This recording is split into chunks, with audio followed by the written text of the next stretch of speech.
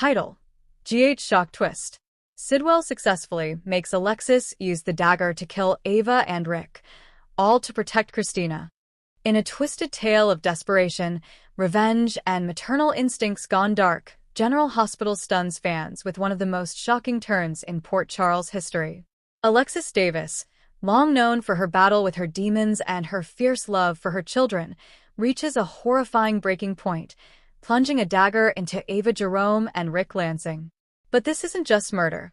It's manipulation, carefully orchestrated by the cunning and deadly Sidwell, who finally unleashes the full scale of his psychological war. Beneath the ivy walls of Port Charles, shadows creep. And this week, those shadows bleed. Sidwell has always operated on a level few truly understand. Devious, intelligent, and merciless, he has spent months orchestrating chaos behind the scenes, testing the limits of Sonny Corinthos, rattling Jason Morgan, and now, turning his focus on the most fragile piece of the puzzle, Alexis Davis. Sidwell's plan hinges on Alexis's past, her murders, her addiction, her failed relationships, and most critically, her guilt. He knows she still carries the weight of killing Kristina's abusive boyfriend years ago.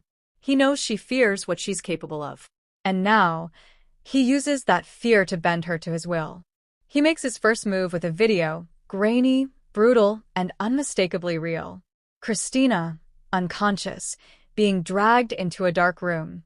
A voiceover from Sidwell echoes, "You can save her, Alexis, if you're willing to become who you really are." The terms are simple. Kill Ava Jerome and Rick Lansing by sunset, or Kristina dies. The dagger he provides isn't just any blade, it's Helena Cassidy's old weapon. Symbolic. Poetic. Damning. The choice of targets is no coincidence. Ava Jerome has long hovered near the edge of redemption and damnation. Her past sins are legion: murder, manipulation, betrayals. But lately, she's tried to be a better mother, a better woman. Too bad Sidwell doesn't care. To Sidwell, Ava is chaos incarnate. And more dangerously, Ava has started poking around his business dealings with Valentine and Pikeman. She's a liability. And Rick Lansing? The brother of Sonny, the former DA, and one of Alexis's most toxic exes. Rick has recently re-emerged with surprising knowledge about Sidwell's origins. Worse, he's been secretly helping Anna dig into a classified WSB file that could expose everything. Sidwell wants loose ends cut. And he wants Alexis to do it. At first, Alexis refuses. She's outraged, horrified. She contacts Sam, but Sidwell intercepts the call.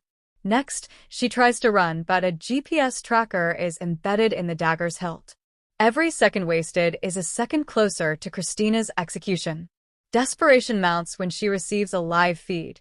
Kristina bound, gagged, bruised. Sidwell's voice again. TikTok counselor. I chose you because you know how to kill and get away with it. Ava and Rick are snakes. This is justice. And you're the only one with enough venom. Haunted by dreams of her past sins and the ghostly face of Helena laughing, Alexis begins to fracture. Her hands shake. Her breathing quickens. Her heart pounds with a familiar darkness. Alexis tracks Rick to the Metro Court. He's having a clandestine meeting with Laura and Jordan. He's just handed over a flash drive full of encrypted Sidwell communications. If Alexis doesn't act, Kristina dies, and Sidwell's empire collapses. In a quiet hallway, Alexis confronts Rick. He's shocked to see her. She tries to beg him to go into hiding. He doesn't listen. He's confused. Angry. She pulls out the dagger. I'm sorry, she whispers. I'm so sorry. Rick never gets the chance to scream. Alexis cleans the blade. She stares at her reflection in a mirror near the elevator. She doesn't recognize the woman looking back. Ava is alone at the Jerome Gallery, prepping a shipment of high-value art for a mysterious client. Ironically, a front for Sidwell. She's on edge. She knows someone's been following her. When Alexis appears, Ava's instantly wary. Their history is messy, complicated. Friends. Enemies. Rivals. You look like you've seen a ghost, Ava smirks. Alexis pulls the dagger slowly from her coat. Ava freezes. No. No, Alexis, don't do this, please. I have a daughter. Think of Avery. A battle erupts. Glass shatters. Paintings crash. Alexis, sobbing, manages to plunge the dagger into Ava's side. Ava collapses, blood soaking into the marble. Ava's final word is, "Why?" Kristina is found in a warehouse, tied but alive. Jason and Dante storm in after an anonymous tip, Alexis's final plea to the gods for redemption. She collapses in their arms, babbling incoherently about blood and daggers and mothers who kill to save. Sidwell disappears. Not a trace. Back in Port Charles, the deaths send shockwaves. Rick's murder derails Laura and Anna's investigation. A crucial witness is gone. Sonny demands justice. Ava's death devastates Avery, Kiki's memory still haunting her family. Carly mourns the woman she once called enemy and maybe friend. Kristina, though saved, is shattered. She suspects the truth. She looks at Alexis differently now. "What did you do to save me, Mom?" Alexis doesn't answer. Haunted by hallucinations of Ava and Rick, Alexis starts drinking again. But this time, the bottle doesn't numb, it burns. She confesses everything to Finn. She begs him to hate her. But he doesn't. He sees her as a victim, another of Sidwell's puppets. And he warns her. Sidwell isn't done. Meanwhile, the dagger disappears from the PCPD evidence room. Max suspects an inside job. The last person seen near the room? Nina Reeves, but that's another story. Molly turns her back on Alexis, unable to process what her mother has done. Sam stands by her, believing she acted under duress. Sonny begins hunting Sidwell with brutal precision, declaring open war. Diane prepares a defense based on psychological coercion. She brings in Kevin Collins, who diagnoses Alexis with PTSD-induced psychosis. Kristina doesn't know what to feel. She starts attending group therapy. Her anger simmers beneath the surface. Just when the town starts to settle into mourning, Sidwell reappears.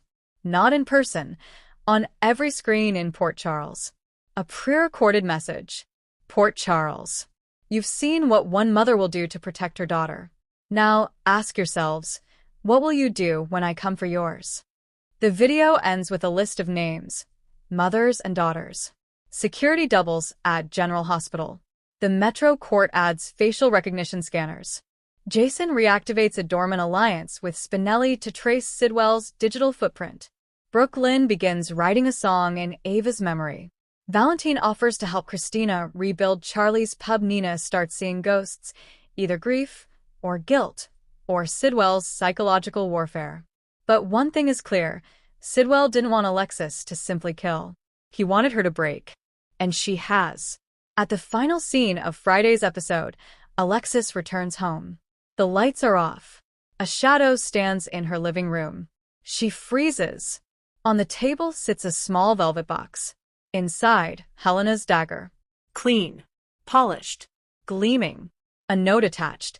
You did well, Natasha. This storyline will forever alter the landscape of General Hospital. Alexis Davis, long the legal voice of reason, is now a killer again, but also a tragic figure manipulated by one of GH's most dangerous villains yet. Ava and Rick's deaths will resonate for years to come, shifting loyalties, breaking families, and pulling skeletons out of closets. And as Sidwell looms larger than ever, the question is no longer just who will stop him, it's who will survive what comes next.